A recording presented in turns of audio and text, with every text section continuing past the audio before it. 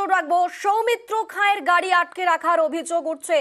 গাড়ি আটকে বিজেপি কর্মীদের মারধরের অভিযোগ উঠছে। মারধরের অভিযোগ তৃণমূলের বিরুদ্ধে, আর সেই অভিযোগের সরব বিষ্ণুপুরের বিজেপি প্রার্থী সৌমিত্র খাঁ। আপনাদের মেসেজ দিয়েছে, আপনার এখানে 4:20টায় মেসেজ দিয়েছি, একটা 4:28-এ তৃণমূলের নেতাদের দালালি কি করে হয়, কি করে যেখানে ব্ল্যাক ছিটছে, এখানে এমপির গাড়ির উপর এটা করতে আসছে, ভোটে মাত্রা সাহস হয় কি করে? আপনাদের কি বালির টাকা চলবে না? যদি বালির যদি কালকে বন্ধ না হয় তাহলে এখান থেকে আপনার বলছি পরিষ্কার হবে, এইভাবে চলতে পারে না। ইনলিগেল যত স্যান্ডমাইনের জন্য করেছেন আজকে কেন হলো? আমি তো 12:11:50 मैसेज दिए हम लोग मैसेज किया क्या नहीं किया ना? फिर हम लोग 11:50 मेल দিয়েছি, তারপর তাপস বাড়ির অধিকার হয় কি করে?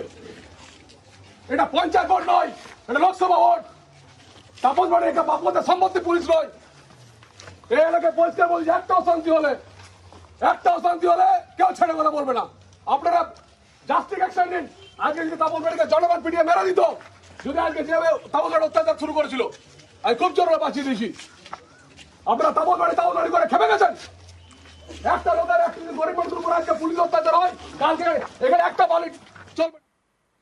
যে ছবি আপনারা দেখলেন, বিষ্ণুপুরের বিজেপি প্রার্থী সৌমিত্র খাঁ তিনি রীতিমতো অভিযোগ করছেন। আর আমাদের সঙ্গে এই মুহূর্তে সরাসরি রয়েছেন প্রতিনিধি দেবব্রত। দেবব্রত, ঠিক কি ঘটেছে?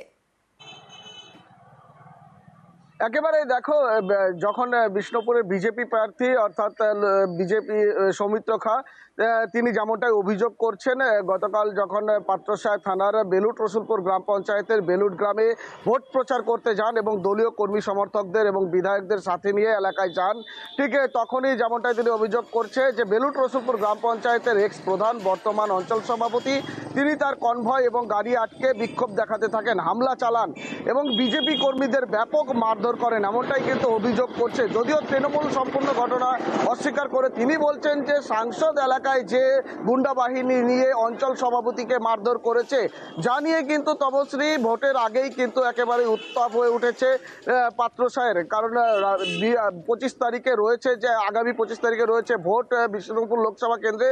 তার আগে কিন্তু যতই যেন ঊর্ধ্বমুখী হচ্ছে বিষ্ণুপুরের ভোটের রাজনীতি।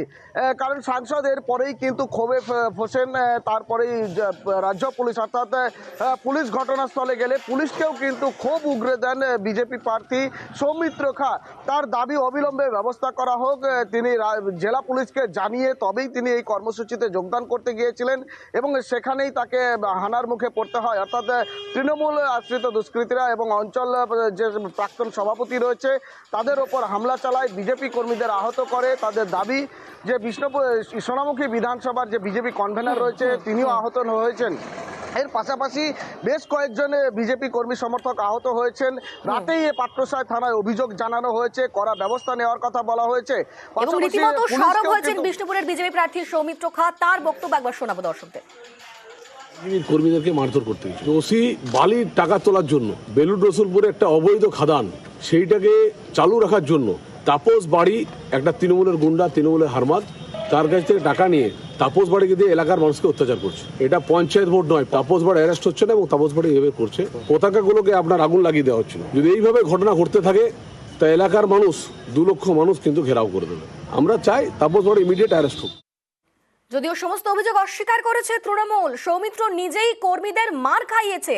সৌমিত্রকে পাল্টা তোপ সুজাতার। উনি ভীষণ ভালো অভিনেতা। উনি যেভাবে তৃণমূলের একজন অঞ্চল সভাপতিকে ডাইরেক্ট আক্রমণ করছেন না জেনে বুঝে, তাতে মনে হচ্ছে এটা যেন কোথাও একটা সেটিং গল্প।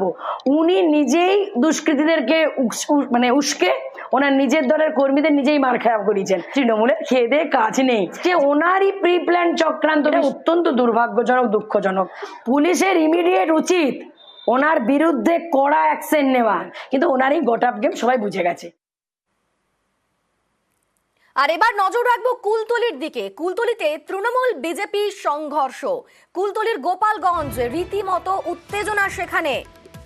কুলতলিতে তৃণমূলের সঙ্গে বিজেপির সংঘর্ষ, কুলতলির গোপালগঞ্জে উত্তেজনা আর হামলার অভিযোগ তুলছে বিজেপি। পাল্টা দলীয় কর্মীকে মারধরের অভিযোগ করছে তৃণমূল। ঠিক কি ঘটেছে? আমাদের সঙ্গে সরাসরি রয়েছেন প্রতিনিধি অর্পণ। অর্পণ থেকে জানবো, অর্পণ, কি নিয়ে এই সংঘর্ষ, কেন সেখানে উত্তেজনা তৈরি হলো? দেখো, বিজেপির তরফ থেকে অভিযোগ করা হচ্ছে গোপালগঞ্জ গ্রাম পঞ্চায়েতের শানকিজাহান এলাকা, সেখানে তারা দেয়াল লিখছিল। সেই সময় তৃণমূল কংগ্রেসের বেশ কয়েকজন কর্মী সমর্থক সেখানে আসে, তাদের সঙ্গে প্রথমে বচসা হয়, এরপরই তাদেরকে রড বাঁশ দিয়ে মারধর করা হয়। এই ঘটনায় একজন তৃণমূল কর্মী গুরুতর জখম হয়েছেন, তাকে উদ্ধার করে জামতলা যে গ্রামীণ হাসপাতাল সেখানে নিয়ে যাওয়া হয়। পাল্টা এই ঘটনার সম্পূর্ণরূপে অস্বীকার করে তৃণমূল কংগ্রেসের পক্ষ থেকে জানানো হয় যে তাদের এক কর্মী তিনি বাজারে আসছিলেন, সেই সময় তাকে লক্ষ্য করে সেখানে তৃণমূল কংগ্রেসের নেত্রী সুপ্রিমো মমতা বন্দ্যোপাধ্যায়ের নামে সেখানে তারা কটূক্তি করে এবং তারই প্রতিবাদ করা তাকে বেধড়ক মারধর করা হয়।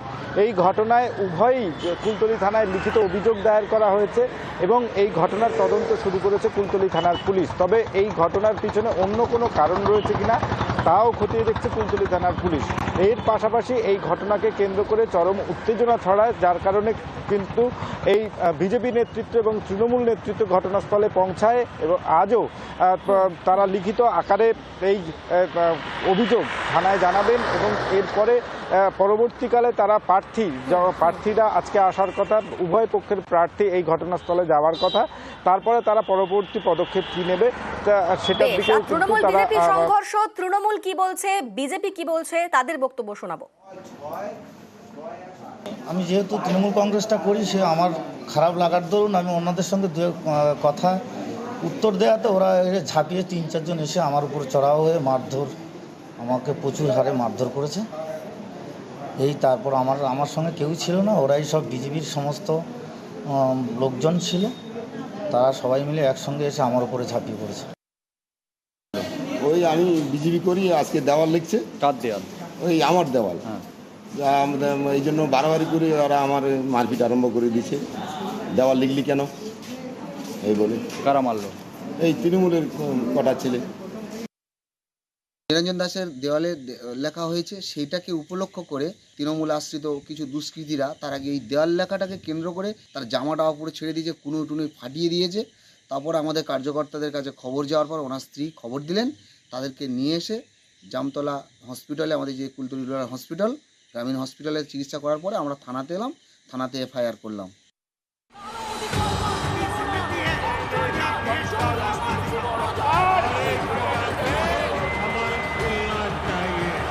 Come on.